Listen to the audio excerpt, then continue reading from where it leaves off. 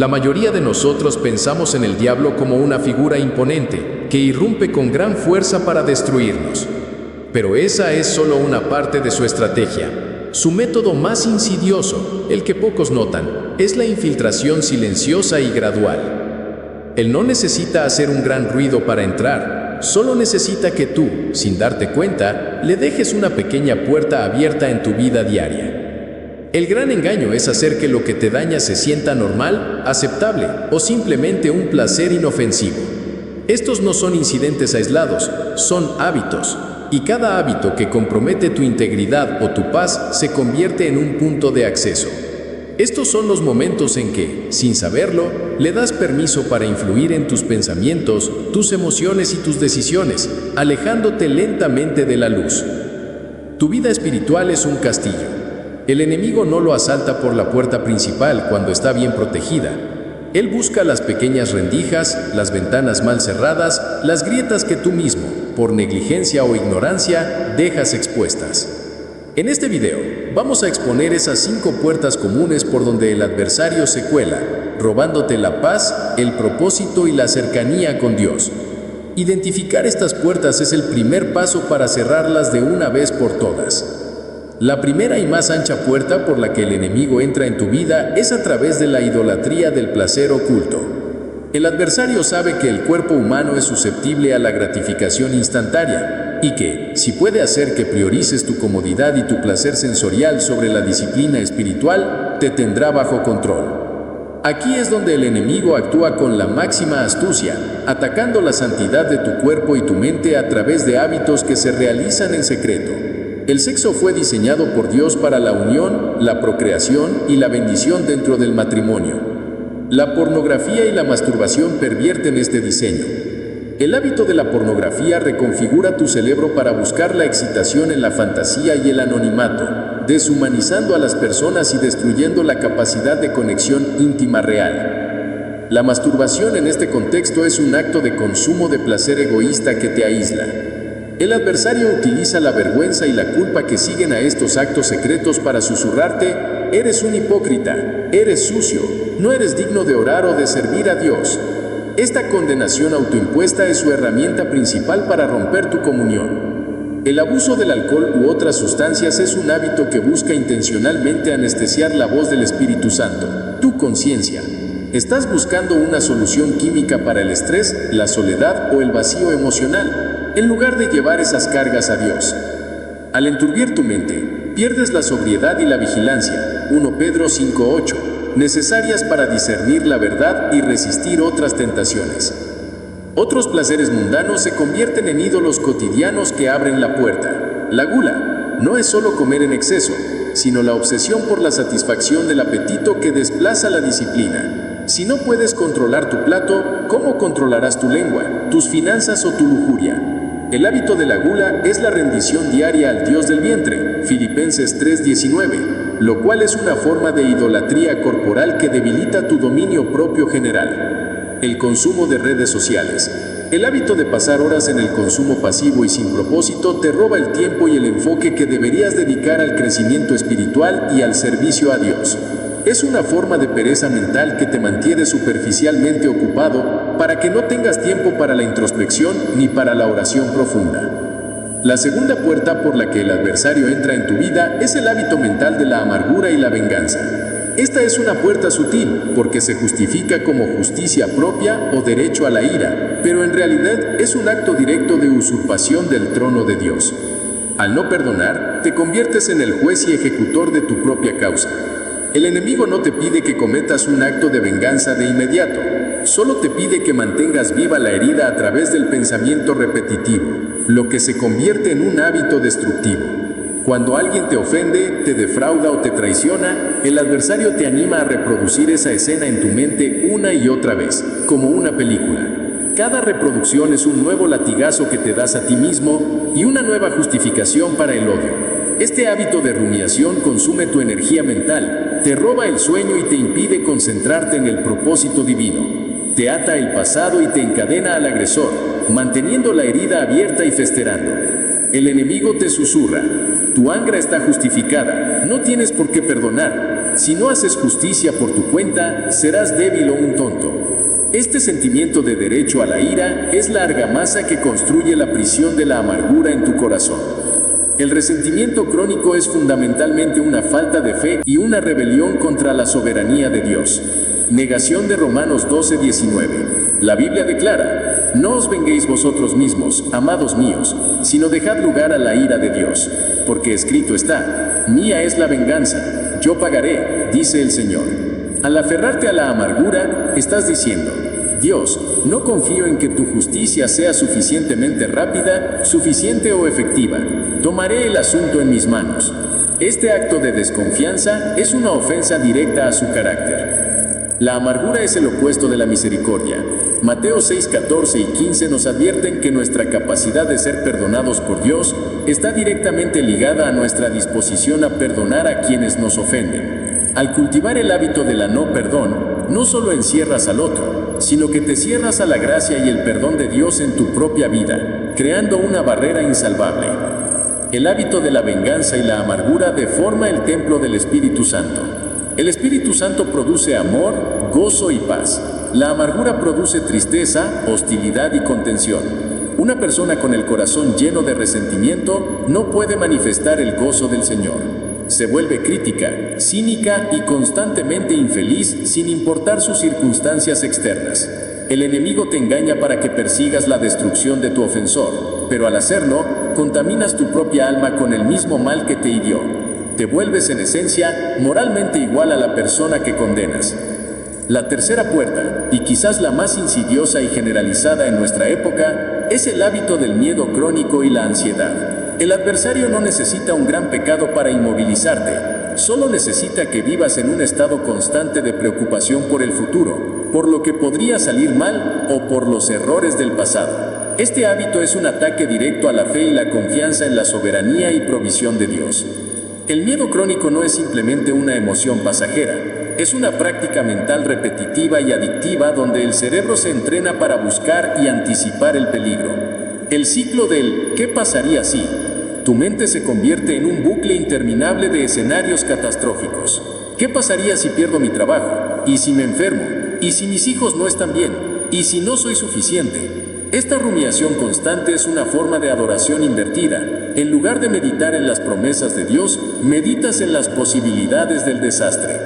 Jesús fue explícito: no os afanéis por vuestra vida de qué habéis de comer, o de qué habéis de beber, ni por vuestro cuerpo de qué habéis de vestir. Así que no os afanéis por el día de mañana, porque el día de mañana traerá su afán. Basta a cada día su propio mal. Mateo 6:25 y 34. Al vivir en un estado de afán crónico, estás, en la práctica, rechazando la sabiduría y la provisión de Jesús. Estás diciendo: mi control es más seguro que tu cuidado. El Espíritu Santo trae paz, el miedo trae confusión y tormento. 2 Timoteo 1:7. La ansiedad crónica te roba la capacidad de experimentar el gozo del presente, la gratitud por las bendiciones actuales y la paz que debería inundar el corazón del creyente. Vives en un futuro que nunca llega o en un pasado que no puedes cambiar, perdiendo la oportunidad de vivir el ahora con Dios. El miedo y la ansiedad, paradójicamente, pueden ser una manifestación de soberbia espiritual. Cuando te preocupas incesantemente, crees, de manera inconsciente, que al pensar en cada posible problema, de alguna forma estás controlando el resultado o preparándote mejor para él. Esta es una arrogancia, ya que asume que puedes prever y manejar un futuro que solo está en las manos de Dios. Estás intentando cargar con el peso de la providencia divina. El adversario se regocija cuando te preocupas, porque significa que has dejado de confiar en que Dios es suficientemente grande, poderoso y bueno para cuidar de ti. Te convence de que estás solo, indefenso y a merced de las circunstancias, lo cual es una mentira directa contra el carácter de Dios. La ansiedad te empuja a un estado de autosuficiencia inadecuada. Sientes que debes resolverlo todo por tu cuenta, pero te sientes incapaz. Esta es la trampa perfecta del enemigo. Te convence de que eres responsable de todo, pero te quita la fuerza para afrontarlo, sumiéndote en la desesperación. El miedo crónico es un paralizador espiritual. El desgaste de la energía, la preocupación consume una cantidad inmensa de energía mental y física. Esta energía, que debería ser canalizada hacia la oración, el estudio de la palabra, el servicio a los demás y el cumplimiento de tu propósito, se malgasta en un ciclo improductivo de estrés. No te queda fuerza para dar pasos de fe ni para ser activo en el reino, porque el adversario te ha convencido de que es más seguro no hacer nada que arriesgarte. La quinta puerta es soberbia, considerada el pecado capital original, la misma trampa que hizo caer al adversario. Este hábito es un cáncer espiritual que se infiltra sutilmente a través del autocentrismo y la necesidad insaciable de validación externa, manifestándose principalmente en la comparación constante. La cultura de las redes sociales y el éxito materialista ha normalizado la comparación constante, convirtiéndola en un hábito tóxico, que alimenta la soberbia y la carencia. La envidia como consecuencia de la carencia. Si te comparas con alguien que percibes como mejor, más rico, más exitoso o más bendecido, el resultado es la envidia. La envidia es un dolor por el bien ajeno y una forma de rechazar la provisión y el plan de Dios para tu propia vida. Le estás diciendo a Dios: lo que me diste no es suficiente. Quiero lo que le diste a él o a ella. El adversario se regocija porque la envidia destruye la gratitud y te enfoca en lo que te falta, no en lo que posees. Es un adorador del ídolo ajeno que te roba el gozo personal. El orgullo como consecuencia del juicio. Si te comparas con alguien que percibes como peor, más pecador o menos afortunado, el resultado es el orgullo y el juicio. El orgullo te lleva a depender de tu propia justicia, tus logros o tu moralidad para sentirte valioso. Esta es la barrera más grande para la gracia de Dios, porque asumes que no la necesitas tanto como el otro. La soberbia te hace sentir que la oración y la gracia son para los débiles, separándote de la humildad esencial para una relación genuina con Dios. Santiago 4:6. La soberbia te obliga a ponerte a ti mismo, tus deseos y tu imagen en el centro del universo, desviándote de la razón principal por la que fuiste creado: glorificar a Dios y servir a otros. El consumidor espiritual y relacional. La persona autocentrada ve a los demás, incluso a Dios, como recursos para su propio beneficio. Ve la iglesia como un lugar para ser servido, reconocido o entretenido, en lugar de un lugar para servir y edificar. Esto convierte las relaciones en transacciones, donde el valor del otro se mide por lo que puede hacer por ti. Esto es la antítesis del amor bíblico, que es sacrificial y enfocado en el prójimo. La pérdida de la perspectiva eterna. La soberbia te ata a lo temporal, tu reputación, tu cuenta bancaria, tu estatus social. Estás tan enfocado en el aquí y ahora de la validación humana que pierdes de vista la eternidad. El adversario te convence de que eres el arquitecto y el dueño de tu propio destino, lo cual te aísla de la guía de Dios y te hace vulnerable a las caídas, ya que estás construyendo tu vida sobre la arena de tu propia fuerza. La soberbia se manifiesta como un hábito de crítica y rebelión contra la autoridad piadosa. El sentimiento de superioridad. El soberbio se cree más sabio que sus líderes espirituales, más conocedor que sus maestros y más puro que sus hermanos. Este hábito de la crítica constante no es discernimiento, es la necesidad de elevarse a sí mismo derribando a otros. Esto contamina el ambiente espiritual y destruye la unidad de la iglesia, lo cual es la obra directa del enemigo. El rechazo de la corrección.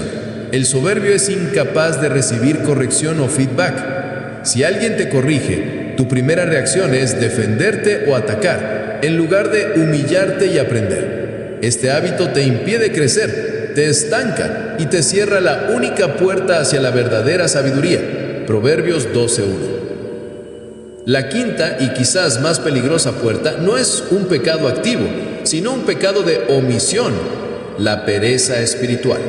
Esta puerta se abre cuando te permites el hábito de la negligencia y la tibieza hacia las disciplinas espirituales que te protegen. El adversario no necesita atacarte si has decidido por inercia quitarte la armadura tú mismo. La indiferencia sistemática y el cese de la vigilancia. La pereza espiritual es la falta de vigor y diligencia en las áreas que sustentan tu relación con Dios. El abandono de la oración. La oración es tu línea de comunicación directa con el cielo. El hábito de la negligencia en la oración te aísla y te vuelve sordo a la voz del Espíritu Santo. El adversario te convence de que estás demasiado ocupado, demasiado cansado o que tus oraciones no importan. Al cortar la comunicación, te conviertes en un objetivo fácil, actuando por tu propia fuerza y sabiduría carnal, no por la guía divina. El descuido de la palabra, tu espada. La lectura y meditación en la Biblia son tu espada del Espíritu y tu lámpara para tus pies.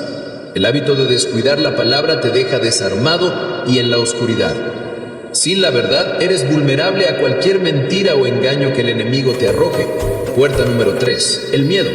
El diablo no necesita mentirte con algo totalmente nuevo. Solo necesita que olvides las promesas de Dios. La pereza en el estudio bíblico te garantiza el olvido. La tibieza. La pereza espiritual conduce al estado de la tibieza. No eres totalmente frío, no has abandonado la fe, pero tampoco estás ardiendo de fervor. Te conformas con lo mínimo, lo que te permita sentirte seguro sin la necesidad de la disciplina radical. Esta es la condición ideal para la infiltración, pues la tibieza garantiza una fe ineficaz e incapaz de resistir el fuego de la tentación. La pereza espiritual se manifiesta como una falta de vigilancia, estar alerta y sobrio, y un mal uso del recurso más valioso que tienes, el tiempo. El error de la confianza excesiva. Jesús advirtió a sus discípulos: velad y orad, para que no entréis en tentación. El espíritu a la verdad está dispuesto, pero la carne es débil. Santiago 4:6. La pereza te hace sentir que la tentación no es una amenaza seria o que puedes manejarla con tu propia fuerza. Esta confianza excesiva es la primera fisura que el enemigo explota. El robo del enfoque. El tiempo que deberías dedicar al servicio, a la edificación de tu carácter o al cuidado de tu familia es robado por la inercia, la procrastinación y la distracción. El enemigo no necesita destruir tu tiempo, solo necesita que lo malgastes. Al perder tu enfoque en el propósito eterno, te enfocas en lo trivial, lo cual es su victoria. La pereza espiritual es la puerta de entrada, porque al descuidar los hábitos sagrados, te despojas voluntariamente de la armadura y las armas que te fueron dadas. Dejas el templo vulnerable y sin la protección activa del Espíritu, permitiendo que las influencias mundanas tomen residencia. Es crucial entender que estos 5 hábitos no actúan de forma aislada. Juntos, forman un mecanismo de infiltración diseñado para desensibilizarte a la voz del Espíritu Santo, a la verdad de la palabra y a la paz de Cristo. El enemigo no necesita forzarte a alejarte de Dios. Él solo necesita que te vuelvas insensible a su presencia. El enemigo utiliza la culpa que generan estos malos hábitos para romper tu conexión con la gracia. Después de ceder a un vicio solitario, como la pornografía o la gula, sientes una vergüenza intensa. Puerta número 3. El adversario usa esta culpa para susurrar: eres un hipócrita. No puedes orar con esto en tu corazón. Eres indigno. Esto te aísla de la oración, porque crees que debes limpiar tu vida antes de volver a Dios, cuando la verdad es que debes volver a Dios para que Él te limpie. La amargura y la no perdón endurecen tu corazón. Este endurecimiento te da un sentimiento de justicia propia, haciéndote sentir que no necesitas la gracia de Dios para esa área, ni la humildad para pedir perdón por tu odio. Te cierras al perdón, que es el corazón del Evangelio. La acumulación de estos hábitos corrompe los canales por donde el Espíritu Santo te guía. Mente nublada por el placer fácil o saturada de ansiedad pierde la capacidad de concentración profunda y discernimiento. La meditación en la palabra, puerta número 5, se vuelve imposible. Te vuelves incapaz de escuchar la voz apacible y delicada de Dios, porque el ruido interno de tus vicios y tu afán es demasiado fuerte. El Espíritu Santo te ofrece su paz, pero al cultivar el caos de la amargura y la control de la ansiedad, rechazas intencionalmente la paz. El enemigo te ha convencido de que la agitación es un signo de que te importa, cuando en realidad es un signo de que no confías. El resultado final de la infiltración es que cambias de maestro. Ya no estás aprendiendo de Dios a través de su palabra. Estás siendo entrenado por la cultura de la carne, a través de tus apetitos, placer, y por la cultura del miedo, a través de tus preocupaciones. Tu identidad pasa de ser un hijo de Dios a ser un esclavo de tus vicios, un defensor de tu ofensa o un controlador de tu futuro. La suma total de tus malos hábitos define tu autoconcepto y ese autoconcepto te aleja de la verdad liberadora de Cristo. Hemos expuesto las 5 puertas abiertas que la mayoría de los creyentes dejan expuestas al adversario: placeres ocultos, venganza, miedo, soberbia y pereza espiritual. La buena noticia es que si bien el enemigo ha entrado por tu elección, tienes la autoridad de cerrarle la puerta y desalojar su influencia a través de la disciplina y el poder de Cristo. El llamado de Dios es a la vigilancia y la sobriedad. 1 Pedro 5:8. Esto significa ser intencional en identificar y sustituir los hábitos de la carne por los hábitos del espíritu. Reemplaza la dopamina rápida, pornografía, alcohol en exceso, gula, con la disciplina del cuerpo. Cuando sientas el deseo, oblígate a realizar una actividad que construya: ejercicio, lectura, servicio. Rompe el secreto de los vicios con la rendición de cuentas a un líder espiritual o amigo maduro. La luz es el destructor de la vergüenza. Transfiere el rol de juez a Dios. Cada vez que el resentimiento ataque, detén la ruminación y di en voz alta: Señor, mía no es la venganza, es tuya. Practica la bendición intencional sobre el ofensor. La bendición desarma el odio y abre tu corazón a la gracia. Combate la mentira del miedo con la verdad de la promesa. Memoriza un versículo sobre el cuidado de Dios, como Filipenses 4, 6 y 7, y decláralo Cada vez que la ansiedad ataque, sustituye la rumiación con la oración de gratitud. Enfócate intencionalmente en 5 cosas por las que estás agradecido, forzando a tu mente a anclarse en la provisión presente de Dios. Sustituye la comparación con la afirmación del valor ajeno. Cuando sientas el impulso de criticar o envidiar, ora por la persona y busca activamente la forma de servirla en humildad. Esto reorienta tu enfoque de ti mismo al prójimo. Recuerda que tu valor es inmutable por la cruz, no por tu rendimiento. Restablece la disciplina de la vigilancia diaria. Haz de la oración y la palabra tu primera actividad. Elige un tiempo fijo e innegociable. La diligencia en estos hábitos sagrados te pone de nuevo la armadura y te da la fuerza para resistir en todas las demás áreas. El que es injusto, sea injusto todavía, y el que es santo, santifíquese todavía. Apocalipsis 22:11. El enemigo gana cuando eliges la injusticia, los malos hábitos, todavía. Tú ganas cuando eliges la santificación, los buenos hábitos, todavía. Tu vida es el templo. La santidad no es perfección, es la intencionalidad constante de mantener las puertas cerradas al enemigo y abiertas al Espíritu Santo. Cierra las puertas de la negligencia hoy y experimenta la paz, el poder y la plenitud del Espíritu de Dios, que es infinitamente más fuerte que cualquier influencia del adversario.